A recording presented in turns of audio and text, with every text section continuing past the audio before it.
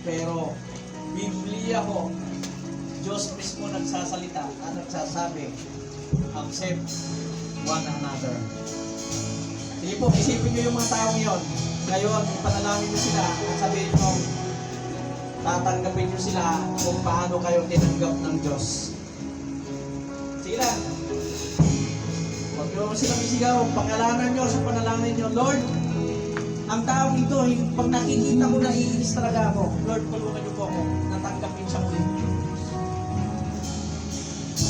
Lord, ang taong ito, hindi mo siya mapatawad sa ginawa niya.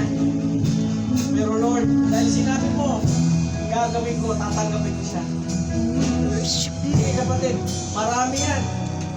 Pero ayaw ng Diyos, manatili ka sa puot at galit. Pero nais ng Diyos, sumabog ka sa kanyang pagmamahal at pagmamahal.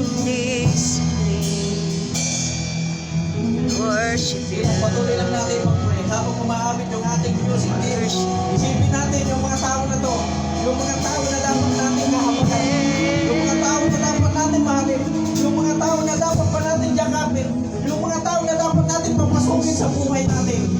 Tandaan nyo kapatid, walang tatanggap sa kanila, kundi ikaw.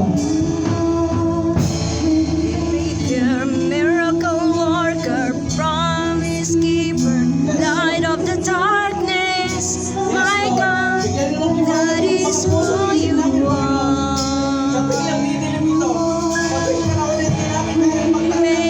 Miracle worker, promise keeper, light of the darkness, my God, that is who you are.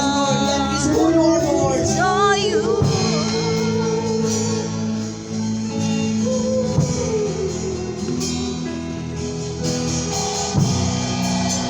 Ganun kabuti yung Diyos natin.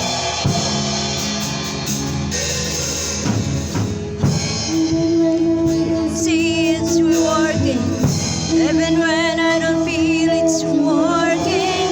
Never stop working, never stop working.